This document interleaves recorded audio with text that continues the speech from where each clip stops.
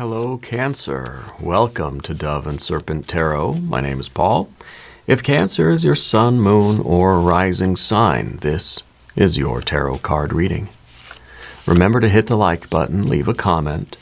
Consider subscribing to the channel, especially if this reading resonates with you. These readings are totally free. If there is anything you would like me to pray over, or meditate upon, or send positive energy toward, please let me know. Now, this is a general reading, so try to be open and receptive to whatever may come through during our time together. I am merely the messenger. And I ask you to connect directly with each of these cards and use your own intuition to take you beyond the details that I provide. And remember, Cancer, that the most important part of any tarot reading is you. Four of Pentacles.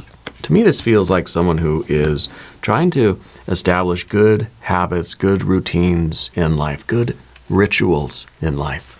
You know, focusing on getting in touch with our body. What does our body need? What does it want right now? How can we kind of stabilize our base? You know, what are some of the core things that we need to do to have a sense? Card jumped right out of my hand. Hello, Cancer. Welcome to Dove and Serpent Tarot. My name is Paul. If Cancer is your sun, moon, or rising sign, this is your tarot card reading. Remember to hit the like button, leave a comment, consider subscribing to the channel, especially if this reading resonates with you. These readings are totally free. If there is anything you would like me to pray over, or meditate upon, or send positive energy toward, please let me know. Now, this is a general reading, so try to be open and receptive to whatever may come through during our time together. I am merely the messenger, and I ask you to connect directly with each of these cards and use your own intuition to take you beyond the details that I provide. And remember, Cancer, that the most important part of any tarot reading is you. Five of Pentacles. Things are changing in your life. You're somebody who, I think you like change, honestly. You know, I feel like we like the stability, and we're ready for stability again. But we kind of like the excitement of like moving our house, like, you know, packing up and like we're going to go on a road trip, or we're going to move to a new house, you know, or we're going to do a new job, or we're moving to a different department. We're sort of switching up our game plan a little bit. Maybe we're changing up our exercise routine. We're kind of formulating a new outline for like our intentional eating or our intentional movement. We're implementing new practices. Maybe things are changing. We like to do stuff. We like to I don't know. You like to move things around on the board a little bit. Now, we like the stability too, but I think once things become too stable and they become too routine, we kind of get that itch to like shake things up a little bit again. You know, we like the novelty of life, right? So when you have a practice that it's new at first, it feels new, and it's kind of exciting and it's different, it's fun, and it gets to become kind of mechanical, monotonous. It loses its excitement. Maybe there's a difficulty there with just keeping it going, right, before we change it again. Let's put this card into a little bit of context. We've got a Hermit. We got a 6. There we go. There's the 6. Instead of a 5 going to a 4, the 5 is going to a 6. We have a 10 of Wands, an 8 of Wands, and a 2 of Swords. So the 8 of Wands, I think, really is it's kind of like we're very much aware of how we like the spontaneity. We like the flashes of excitement, the flashes of change. You know, we always kind of feel this need to like move, to do something else. It's that consistency that we really are struggling with right now. But the 10 of Wands, what you're committed to, what you're working on, what you're putting your effort into is going to work. But you have to keep it going. We can't switch to something else as soon as we kind of like get a little antsy. We get a little ants in our pants. We start to get the jazz hands a little bit. That Eight of Wands is really going to be the challenge, I think. On the path of the Serpent, we have the six, another six. Great. Great news. Harmony, right? Things are aligning for you. Six of Swords, but the Five of Wands, yeah. The Empress, very good. And the Ace of Cups. Yeah, everything is going to work out for you. What you're doing is going to pay off, but we've got to stick with it. It's kind of like you start an exercise routine. At first, we're like, yeah, let's go. And then it just becomes kind of monotonous. It's lost its luster. Now it's just repetition. And we start to feel like, oh, I want to do something. There's all these different things I could do. What if I switch this? What if I change that? What if I, switch to a different font? What if I switch gyms? What if I switched machines? What if I did a different kind of, diet or whatever? What if I came up with a different plan and did something new? Then we're lost, right? Because we're scattering our energy in too many places at once rather than focusing. And I think the Ace of Cups is that focus. It's a one. It's a unity, right? That's what we need right now if we're going to realize the benefits. It may be that you're kind of saying, well, what I've been doing hasn't been working. No, because we switch it up too often. Let's select the mystery card, bonus card, confirmation card. This is a random card from the Smith Waite Tarot. This is the factor infinite and unknown. We're going to set it down over here with Tiny Bob Ross right on top. Happy little Bob, happy little card. And we're not going to look at that card until the very end, but it will tie everything together. It will give us the confirmation that we need at the end of the reading. If at any point during this message you feel like you might know what that card is, put your prediction in the comments, okay? Now, let's look around the room. We've got two major arcana energies, the Hermit and the Empress. The Hermit is kind of saying that we have to kind of hunker down. We got to really put nose to the grindstone here, and we've got to forge our path here, because we're going to make progress, but we have to be willing to do the uncomfortable, the difficult thing. Again, I feel like we kind of like moving things around, but we're not so comfortable with once they've been moved and now they're here, of just kind of letting them be here and letting them do their thing. Can you imagine if you had a big tomato plant and you're trying to plant it in the ground, and you'd plant it, you do all the work, you put the soil on it, you water it, and then you think, oh no, I'm going to move it somewhere else. We dig it up, we take it over here, we plant it over here. It's never going to grow, right? In fact, it's probably going to wither and die. You're going to say, I'm just not good at gardening. Well, no, because you're doing too many different things at once, right? So the Hermit is sort of focused on the task at hand. The Hermit is trying to withdraw from the all the distractions of life, like we're human beings. We're attracted by like loud, shiny things, flashing lights and stuff, right? And we just have to kind of ignore that. And we just have to say, it's okay to be bored. It's okay to feel that this is just routine. It's okay to feel this way. But it's okay to not be always pursuing the distractions of the Eight of Wands. Okay? We have to rein our attention in. We have to give it the calm devotion that it needs if we're gonna reap the rewards from it, whatever it is. Okay, and that's just it. The Hermit knows how to cultivate the garden in order to get the fruit of the labor. Right? This is the landscaper, the gardener. This is the garden itself. So we have to realize the right methods of doing this, and it's not about the bursts of energy. It's not about a flash in the pan. It's not about like one day I'm doing this huge exercise, but then the rest of the week I don't do anything. It's about consistency. It's about being okay with the monotony. It's being okay with the boredom and the routine of doing something. That's where the benefits really lie. Okay? It's not the intensity of the workout, but how often you do it. Yeah. And of course we have our fire energies. We've got some water energies. We got some air. And we got the earth right in the middle. And it doesn't really matter what this is. But this is the idea of we're trying to change something. We're trying to ignore everything else and focus on the matter at hand. We're trying to change something. We're trying to improve something, right? We're trying to make our life better. We're trying to change our health, our wealth, our fitness, our finances, mental, emotional change, spiritual, creative changes. We're trying to create something. Okay?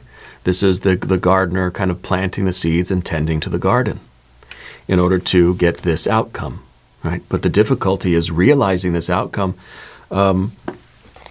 because we're so prone to kind of switching things up here, okay?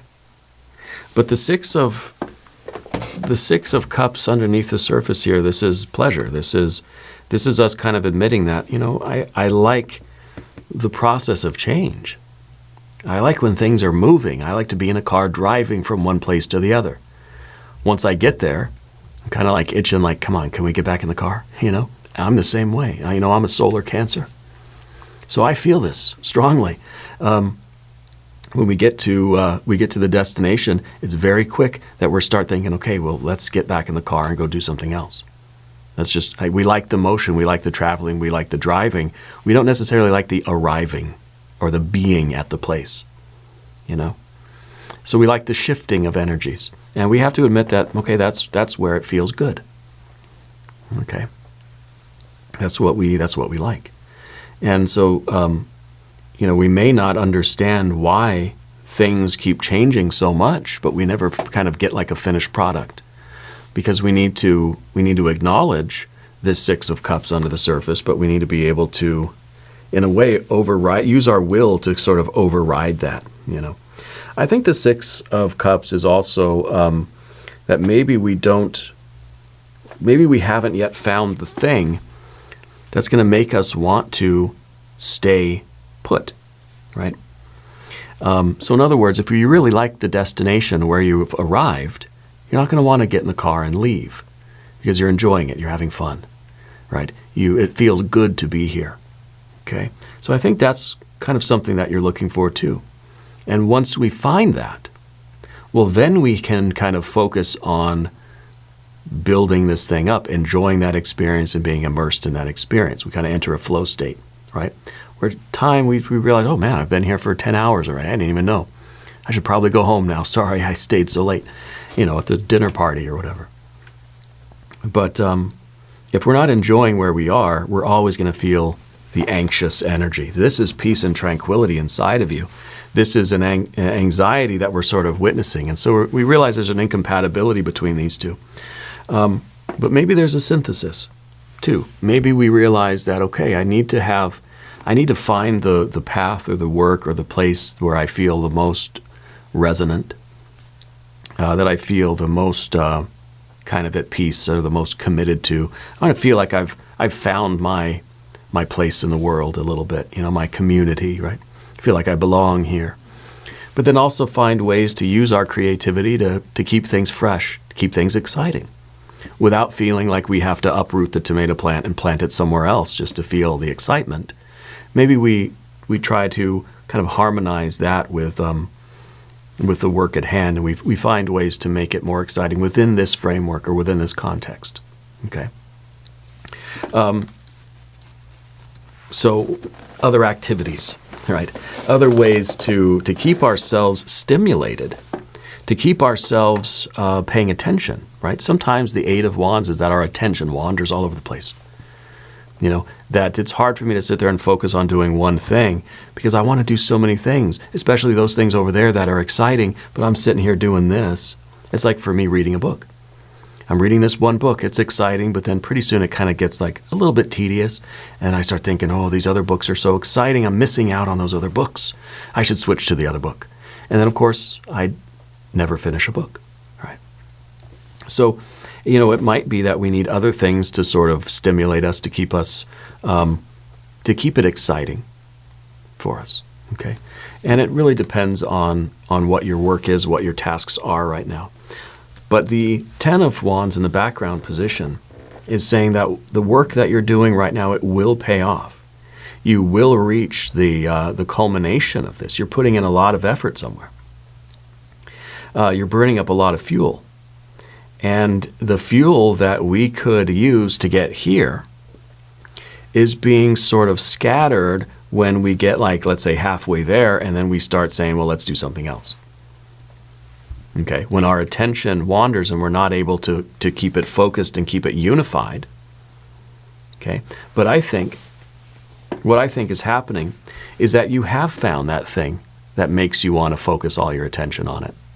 You have found the thing that you feel like is meant for you. This is destiny. And something that you do want to commit all of your energy to.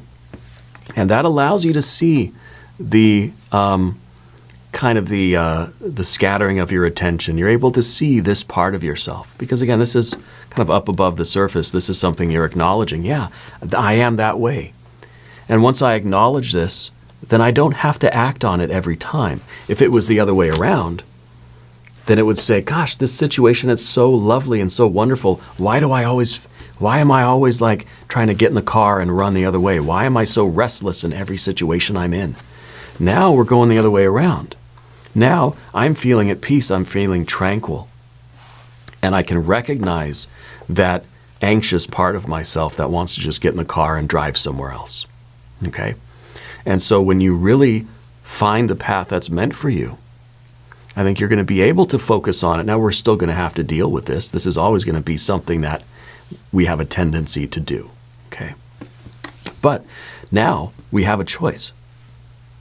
Now we can choose. If it's this way, like I said, it's just like, gosh, this is such a wonderful party, but I'm just so anxious. I feel so nervous. I got to get in the car and I got to drive somewhere else. But now that it's like this, we have the choice. The choice to act on this or not. And maybe sometimes it's like, yeah, I want a little more excitement. I'm going to let myself kind of go off on a tangent somewhere. It gives us the power to choose. Right? We don't have to just automatically obey this energy when it's under the surface. It's influencing us in a very subtle way.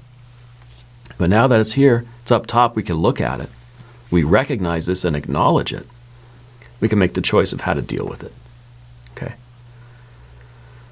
Because I feel like right now you are kind of in this very focused mode where it's the hermit is kind of like blocked out all these other distractions and is focused on this change that you're trying to make, the work that you're doing, whatever this is.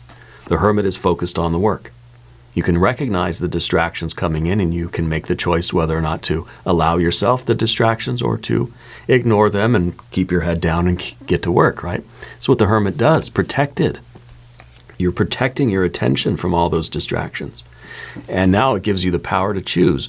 When it's like, okay, I need a break, I need to go and do something more exciting, or I want to take a drive somewhere else, or I'm done at this party and I want to go home now. Not because there's some force in me that's making me kind of anxious and restless and things, you know. Path of the Serpent. Now, if you haven't subscribed yet, please do. These readings are totally free. Path of the Serpent, we have the Six of Swords. Six of Swords is your kind of a divine blueprint. It's a framework that you're operating within, right? It's kind of these flexible rules and regulations that we have for ourselves. It's not necessarily time management, but it is time organization, okay? It's our ability to maintain this flow state as long as possible. And when this flow state kind of wanes a little bit, right? When it sort of mellows down, when it loses its intensity, we can make the choice to, again, kind of follow a different inspiration, let's say. This is kind of an understanding of ourselves, right? This is a divine blueprint, okay, it could be. But this is your general energy. I feel like this is you knowing yourself enough that you can understand how you're really truly able to make progress here. And it's really that the hermit's got to just do the work. Okay? But realizing that sometimes the distractions, sometimes the restless energy or the wandering or the road trips or the bursts of excitement, that has to be part of the plan too. That has to be built into the system. Okay? But everything is pointed, all these swords are pointed at the heart. Every one of these swords is pointed at the Ace of Cups. So everything is devoted to this purpose of yours. I feel like you have a purpose now. And so the hermit is saying, this is my purpose, this is the work that I'm going to do, and this is how I'm going to do it. This is the sort of recipe that I've made for myself of how I create this thing. Okay. I think this is really necessary. I think you're somebody that likes to be organized, but not so organized that we lose all of our energy in the planning and we never actually do anything. Okay? This is all about doing. and doing consistently enough to make change, to cause change, to realize our magic, to realize what we're trying to manifest. Okay? If we're trying to manifest our best life here, but, a few days go by and we say, it's not working, I want to go do something else, we're never going to manifest anything. Okay? So we have to have an understanding, we have to be in harmony with the process of change, and we realize that things take time, realize that it is all about commitment. Okay? I feel like things are really aligning for you. Your heart and your mind now feel tranquil. There's a resonance now between your heart and your mind. And it's allowing us to then kind of deal with this restlessness a bit. We're wrestling with the restlessness, right? With the Five of Wands in the environment. We're sort of, sometimes we got to fight with ourselves. Sometimes it really is just a matter of like willpower to stick with something. I'm not going to give up and go do something else. I've got to stay with this because I told myself I was going to do it for an hour a day. So I got to do it for that hour. And that's just it. Even if, that other book, it's so tempting. No, I said, this is the book I'm reading for an hour a day. This is what I'm going to do. Because we've already made the decision to commit to this. That's why I feel like you already have that sense of purpose. So it's giving you the power to choose whether or not to listen to that Eight of Wands or not. Or whether or not to listen to it. But sometimes it's a struggle with ourselves, right? And sometimes we have this perfect alignment where our thoughts and our feelings are in perfect resonance with what we're doing, and everything is just right. But very often, we're struggling to get back to this perfect state, to this state of harmony and beauty. This is the flow state. And it's always a struggle to get back to the flow state. And when we lose the flow state, sometimes we need to allow ourselves a little bit of different kind of inspiration. We got to allow ourselves a little bit of distraction and a little bit of creativity and kind of, pick a different tool or something like this to see how we can get back into the flow state. Sometimes we just need a break. Sometimes we need a road trip. Sometimes we have to go and do something else for a while and then come back. And then we can get back in the flow. Okay? And we're understanding that more and more, so it's allowing us with this Two of Swords to make the right choices. Make the right choices. Because if we try to force ourselves too much, we're going to end up kind of we'll end up with a tower, right? We'll end up kind of putting too much pressure on ourselves, and then the whole thing's going to break down. So we need the willpower, we need the tension, we need to wrestle with ourselves, but not over much. Not too little, right? But not too much either. And of course, the Empress in the position of the obstacle, the fear, worry, concern, is that we're not going to materialize our goal, that the change that we're trying to implement is never going to be realized. Well, it will be realized if we understand these energies and we make the right choices and we stay consistent. If we always succumb to this Eight of Wands, we'll never get this. This will never materialize. Okay? So the dealing with this is going to allow you to claim this Ace of Cups. This is the big win, right? This is the hard work paying off, right? But this is also that sense of purpose, that you have a devotion and a loyalty and a commitment to something. And this has to be the kind of highest card. It really is. I mean, it's at the very top of the frame here. So it's the highest card of the deck, right? The highest card of the spread. Because this rules over everything else. This is like kind of saying that, my long-term goals here mean more to me than anything else. So this is what it's all about. And every other energy has to be devoted to this. If I'm going to materialize this, I have to be willing to make these decisions and try to stay in the flow state and keep my heart and mind in this, in harmony, right? I have to focus on the work. I have to eliminate distractions.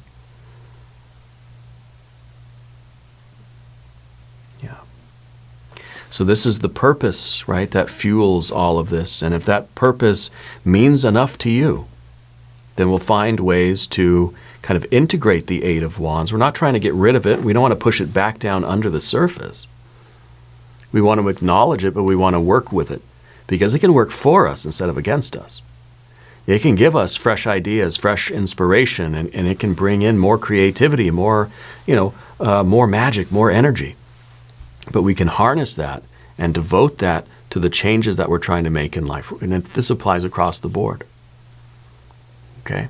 The energy that would be sufficient to manifest your goal is being wasted in all this dissipation and all these other directions. Too many things at once. Maybe you're doing a lot of the right things, but too many good things. You're doing too many of the right things at once. Yeah, all the books I want to read, they're all marvelous books. I should read all of them, yeah. Not at the same time, you know. Let's look at the mystery card. Chariot, I think, because this is all about the integration and the structuring of our energies and the control and the harnessing of our powers, right? So I'm kind of thinking Chariot, but if you have a prediction, put it in the comments. The Eight of Swords. The Eight of Wands and the Eight of Swords makes us realize that when our energy is scattered in too many directions, we're basically sabotaging ourselves because we're not going to make any progress. It's like we're going 2 steps in this direction and then 4 steps in that direction. And then 4 steps that way, 4 steps, and then, so we're never really getting anywhere. We're wasting all of this energy that, again, it would be sufficient if we pointed it in one particular place. It's all about attention. It's all about what we're focusing on, our ability to concentrate our forces, okay? If we can focus on our goal and do the things that are directly related to that goal in a relatively organized way, we'll make progress, we'll manifest. But otherwise, we're sabotaging ourselves, we're tying ourselves up in a knot, we're burning a lot of fuel, but we're not really getting anywhere, okay?